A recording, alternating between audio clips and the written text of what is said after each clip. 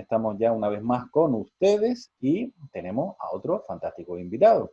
Presen, ¿a quién tenemos hoy? Pues tenemos todo un lujo el tiempo que vamos a compartir en estos momentos con Jorge Urrea. Él es un experto en crisis, tiene nada más y nada menos que 20 años de experiencia internacional en gestión de crisis, desarrollo personal y profesional. Es además escritor y conferenciante multilingüe, colaborador habitual en televisión y otros medios de comunicación como columnista y tertuliano. Además es formador de EB Business School y humanista con estudios internacionales en economía, diplomacia, idiomas, diversas ramas de psicoterapia, coaching, actor, artes marciales y filosofías orientales. Nos va a dar, como digo, unos consejos y una visión fantástica sobre este momento que estamos viviendo. Buenos días, Jorge. Muy buenos días, ¿cómo estáis? Muchísimas gracias por estar con nosotros y compartir todos tus conocimientos y experiencias. ¿Te parece que primero definamos un poco el concepto de crisis? Lleva 20 años, desde tu punto de vista, evidentemente, que cómo podemos definir una crisis y luego la enlazamos con la siguiente, si las crisis son buenas o son malas. Claro. Bueno, crisis del japonés, ¿no? Vendría la palabra oportunidad. Y claro, lo que ocurre es que estamos muy anclados a las dinámicas habituales y nos sienta muy mal que nos cambien las circunstancias, nos lleven a una zona que no conocemos, que no nos es cómoda, y ahí tenemos que aprender. Sin embargo, a mí me parece que es cuando estamos más despiertos que nunca. En los trabajos que sigo haciendo por teleservicio con mis clientes habituales, lo que estoy observando es que el discurso está cambiando mucho.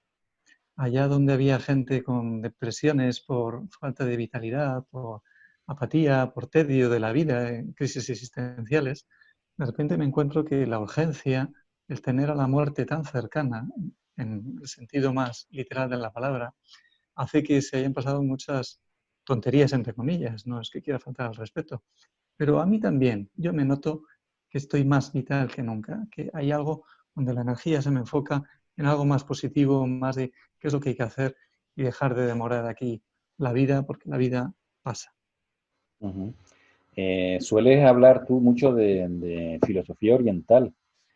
¿Crees que hay tanta diferencia? O la pregunta la reformulo. ¿Sería interesante aprender de cómo se comportan las personas de Oriente, de allí, de los orientales, en cuanto a este tipo de situaciones? ¿O no? Cada mundo tiene su historia y ya está, ¿no? Hay que deshacer un mito, ¿no? Yo fui el intérprete una temporada de uno de los grandes maestros de Qigong que ha habido en el mundo. Se llamaba Alain Baudet, un francés, y cuando venía por España yo le interpretaba, ¿no? Y ahí él lo que me contaba era que en Oriente no quedaba tanta filosofía oriental profunda y auténtica. Y luego amigos que se han ido a vivir a Oriente también me lo dicen, ¿no? Dicen, oye, que tú eres mucho más oriental de lo que encuentran los orientales. Entonces digo, bueno, ya claro, en la aldea global resulta que los valores del capitalismo y el consumismo han invadido todas partes y no es que la civilización oriental sea más sabia que la occidental, en absoluto. Creo que tenemos grandes maestros en todas partes y que lo que hay que hacer es escucharles. A mí lo que sí que me ha servido es que la religión, a mí en concreto, no me funcionó. Yo desde muy joven tuve crisis de religión y dije, yo con esto no me sostengo. Y encontré en el taoísmo, que es una filosofía de vida muy abierta, que puede incorporar cualquier tipo de espiritualidad profunda de cualquier religión. Ahí encontré la solución, porque era más bien una manera de ponerme a pensar que darme respuestas sobre nada. Y una de las cosas que yo estoy animando a hacer, por ejemplo, en la actual crisis, es meditar. Cuando la gente me dice, mira, es que yo soy cristiano, digo, bueno, pues reza unas Ave Marías y a ver cómo te para la mente, sales de tu pánico, te sitúa en un sitio más centrado para no perder el equilibrio, para no hacer cosas que no tienes que hacer, por ejemplo. Cuando me dicen, no, es que yo soy musulmán, pues reza a tu manera, hazlo como quieras. Me parece que sería ridículo que a estas alturas nos pusiéramos a rezar todos cantos tibetanos que no entendemos muy bien lo que significa ninguno, ¿no? Ni siquiera yo, que llevo ahí tantos años dedicado al tema. Pero sí que parar la mente me parece importante. El tema del mindfulness que está muy de moda, Sí. ¿sirve, no sirve? ¿Realmente se hace lo que se entiende por mindfulness o un poco se ha desvirtuado con esto también de la globalidad? Porque al final lo que se convierte en global pues muchas veces pierde esencia, ¿no? ¿Tú cómo lo ves? Claro, hay de todo, ¿no? Yo te puedo confesar que ha habido alguna empresa a la que le he dicho que no le daba servicio directamente, porque iba en contra de la cultura y los usos que tienen. Eh, Explotan a los trabajadores con un nivel de estrés brutal, con una amenaza de despedirlos inmediata, y luego me querían cortar a mí para que les calmara. Y dije, esto me parece que es un arma de doble filo, ¿no? No A puedes estar nosotros, relajando a la discúlpame que gente para que también aguante más. nos llaman a veces para que les demos una charla de motivación a la gente, ¿no? O sea, los tienen machacados y dicen, no, mira, 2 horitas los motivas para nosotros. Sí, No, mira, no, nosotros claro, no hacemos milagros. Y luego que claro. hay un problema de organización, no de motivación de la gente, ¿no? Efectivamente, y sobre todo yo creo que el mindfulness no puede ser un arma más para seguir explotando a la gente, ¿no?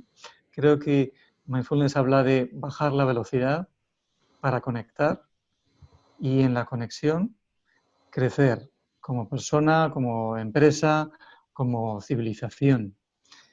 Por ejemplo, yo ahora, además de trabajar, estoy trabajando mucho en mi hogar, porque soy el cocinero. Entonces doy muchas comidas al día y limpio la cocina todos los días, varias veces, ¿no? Y lo que estoy haciendo es fretarlo desde un sitio de atención plena. Entonces me pongo una música muy tranquila, respiro y cocino de manera serena. Luego cuando comemos, nos paramos un momentito para agradecer, que es a lo que le podemos dar gracias hoy, y comer tranquilos, sin devorar, sin tragar, para adentro y no me doy cuenta de lo que he comido, ¿no? Esto me parece una manera de mindfulness muy interesante. Cuando viví en el monasterio de Plan Village, en Francia, en la línea de Thich Nhat Hanh, que sería el originario del mindfulness a nivel mundial, comíamos incluso en silencio. Y a mí eso me ayudaba mucho para no comer más de lo que necesitaba, para no coger más comida de la que necesitaba, para conectar, según estaba comiendo, con lo que me estaba sentando bien y con lo que no me estaba sentando bien. Y esto lo puedo llevar luego a un nivel más de la vida misma, ¿no? Y con esto de que tenemos un móvil todos en el bolsillo, de repente suena y hay que mirar y leer un mensaje, pues a veces lleno de odio. Oye, a mí esto me sienta mal, no me mandes esto. Puedo poner un freno, un límite a la persona y decirle no me mandes esto, o puedo bloquear directamente a tantísima gente que tenemos en redes que no conocemos de nada. 5.000 personas en Facebook, por ejemplo, que no conozco, y dice, bueno, pues este señor voy a dejar de leerle porque tiene un discurso que me intoxica. A prensa igual. Podemos leer la prensa un ratito y darnos cuenta de si esto nos sienta bien o no nos sienta bien. ¿Hay que leerla? Sí, hay que estar informados, evidentemente, no hay que cerrar los ojos a la realidad, pero también saber ubicarlo y colocarlo en un lugar que nos permita después levantar nuestro día con optimismo, ¿no? Con prudencia, con sentido de realidad y con serenidad. En nuestra sociedad, ¿qué crees tú que falta para esa mejor convivencia o ese mejor...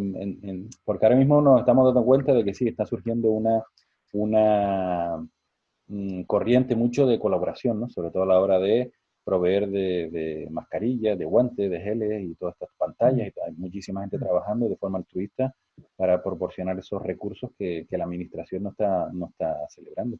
Y luego está en la otra parte, como tú decías también, ¿no? Todas esas personas de odio, de no sé qué. Estas crisis se pueden utilizar, se deben utilizar, pueden servir para un poco recanalizar toda esta forma de comportarnos, estas prisas, esta forma del inmediatez, de que si no contestas al WhatsApp parece que estás ofendiendo a la otra persona.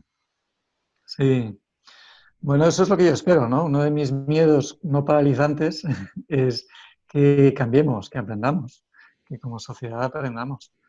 Sí que me da un poquito de miedo todas estas cadenas de mensajitos que te llenan de todas las cosas que tienes que hacer a diario, Mm. incluidas largas sentadas viendo Netflix, que me parece fantástico, ¿eh? Yo lo consumo a diario. Pero claro, si pasamos estas semanas de encierro eh, hipnotizados con una realidad que no es la nuestra, entretenidos, no nos va a dar tiempo a reflexionar y a aprender. Yo recomiendo que a diario hagamos un pequeño escrito, un parrafito de lo que me he dado cuenta hoy y lo podamos releer cada día lo que hemos aprendido los días de antes. Los empresarios, desde su nivel de negocio.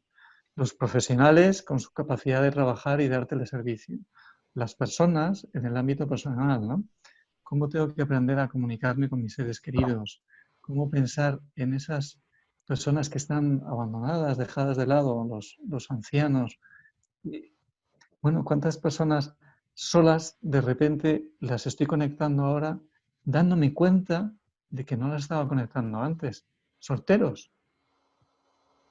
Solteros que parece que tienen una vida ideal en esta sociedad de individualismo, ¿no? Donde parece que es guay esto de separarse y de pasarte 15 días al mes sin niños y vivir una vida sensacional y de repente caes en que detrás también hay mucha soledad. Vamos a ver qué le está ocurriendo. Un preguntar, oye, ¿cómo estás? ¿Cómo te sientes? Porque los solteros, muchos en este momento, no están pasando solos dentro de casa. No Ujú, tienen a nadie a quien abrazarse. claro. Y también es importante, ¿no? Em, los humanos tenemos esa tendencia a lo que se dice la zona de confort, que si sal de la zona de confort, amplía tu zona de confort, en fin, todas estas cosas que se escuchan, ¿no? Pero Mm, tengo la sensación que ni siquiera en estos momentos de crisis hay muchas personas que están por cambiar, ¿no? ¿Crees tú mm. que es por ese miedo que decías antes? O que, porque claro, vemos una situación completamente distinta, que algo tendremos que hacer, pero así todos nos aferramos a aquello y seguimos como peleándonos por Mm. ni siquiera intentar hacer algún tipo de cambio que nos pueda ayudar, ¿no? ¿Cómo ves tú esta situación?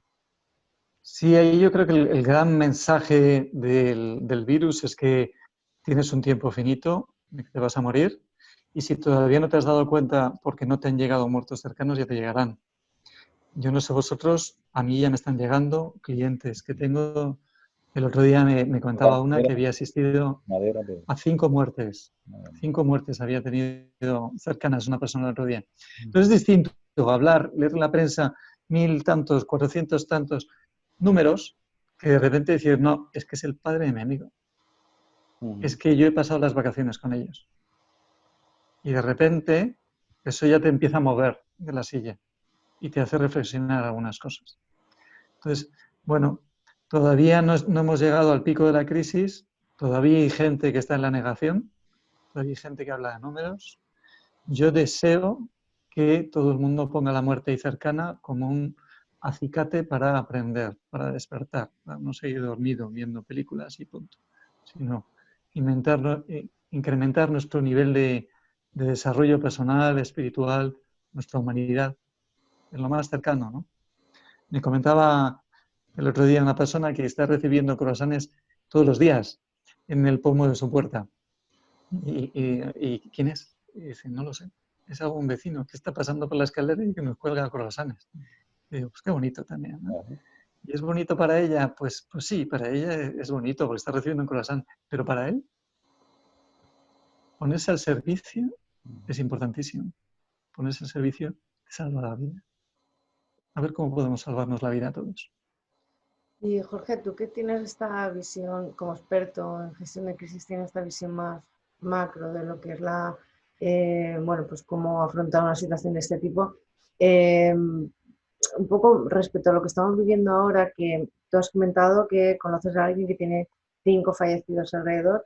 Sin embargo, ese Mm. tipo de noticias parece ser que, bueno, pues que hay una consigna o lo que sea, pues para que no lleguen a la población y no nos afecten en demasía. Entonces, ¿tú crees que es bueno tener un contacto tan crudo con la realidad y tan cercano con la realidad para situarnos y para adoptar estos cambios? ¿O crees conveniente que esa información que puede sobrepasarnos se nos dé a cuentagotas o incluso no se nos dé? Bueno, en España antes de la crisis se suicidaban 10 personas al día. madre mía. Y esto es algo de lo que no se habla. Cuando se hacen estudios sobre el nivel de consumo de ansiolíticos y antidepresivos, da muy bajo. Se habla de 10%, 12%, 15% en función del estudio. Sin embargo, cuando te vas a una encuesta de la OCU, habla de un 33% de la población. Entonces, ¿estos son datos que hay que tener en cuenta todos los días? Pues hombre, depende del nivel de madurez de la persona. Si esto te paraliza, te bloquea y no te permite vivir, no. Si lo podemos hacer de una manera sana, con la cultura de los muertos que tienen en Iberoamérica, en Sudamérica, como algo de poder tener los retratos de tus fallecidos en tu pared, ¿no? Y honrarlos y tener en cuenta que esto se va a pasar y que hay que aprovechar el momento presente, pues sí que me parece muy importante. ¿Por qué no? Yo creo que no hay que camuflar los datos. En general, yo elijo no camuflarlos como persona, como familia. Yo prefiero hablar con autenticidad, incluso delante de mis niños. No les tengo aterrorizados en absoluto, pero no he negado la realidad. Y hablamos del tema. Y me parece importante, ¿no?, poder gestionarlo. Creo que a menudo no es lo que sucede, sino el cómo llevamos lo que sucede. Hay que enseñar a los responsables de personas que tenemos a un nivel institucional, empresarial, educativo, a cómo pueden las personas facilitar su proceso de elaboración emocional con lo que está sucediendo. Seguir protegiendo a la gente de la información, en cierto sentido, es una inconsciencia, porque les estás escondiendo una parte importante de la realidad. Yo creo que no se trata de eso, se trata de acompañarles después con esa información a qué es lo que tienen que hacer. De hecho, creo que si revisamos lo que ya ha sucedido en nuestra crisis sanitaria, hubiéramos salido mejor reaccionando antes con información veraz y acompañamiento con cómo hay que hacer con esa información, con un discurso tranquilo, sin pegar gritos ni aterrorizar a nadie. Es decir, oye, esto está pasando y hay que reaccionar. Eso sí, dicho todo esto, estoy de acuerdo. Hay gente que no tiene el nivel de evolución y que no es capaz de entender el peligro que hay. Veía el vídeo el otro día de esta mujer que han sacado de la piscina, ¿no? La policía tuvo que sacar de la piscina en un hotel y que la gente incluso le aplaudía y que algunos medios británicos incluso han criticado a la policía española. Pues usted no se da cuenta que está generando un motín, una falta de inconsciencia colectiva, de que, bueno, vamos a hacerlo, que si total no pasa nada, sí que pasa. Hay una repercusión social, hay una repercusión sobre los medios sanitarios que no vamos a poder responder a eso, ¿no? Seamos prudentes todos, cuidémonos entre todos. Jorge, has comentado en una de tus respuestas que no eres partidario de que la información se da a cuentagotas o no se dé. ¿Cómo crees que afrontaremos cuando pase todo esto, en un mes, en dos, en el tiempo que sea, darnos de bruces contra una realidad que puede ser muy cruda? ¿Crees que estamos trabajándonos suficientemente bien para hacer frente a eso de una manera adecuada o crees que nos va a impactar de manera negativa lo que conozcamos en un tiempo? Bueno, yo creo que nos va a impactar, evidentemente. Creo que no tenemos toda la información. Creo que cuando se vaya acabando de expandir, esto va a afectar a todas las familias, en el sentido de que por algún lado tendrás un primo segundo, alguien que realmente te haga conectar con la muerte de una manera directa, y que sí, que será un duro trago. Lo que ocurre es que yo creo que no hay que adelantar nada a nivel emocional ni retrasarlo tampoco. Creo que toda la gestión emocional parte de trabajar con lo real, con lo que hay. Cuando tengo miedo, gestiono el miedo y no me dejo bloquear por el miedo. Lo voy introduciendo y le voy dando una resolución funcional. Con la ira igual, con el dolor igual, con el duelo exactamente igual. Habrá que irlo sobrellevando. Una de las cosas que yo me estoy temiendo y que nos está mencionando es la crisis existencial que pueda haber después.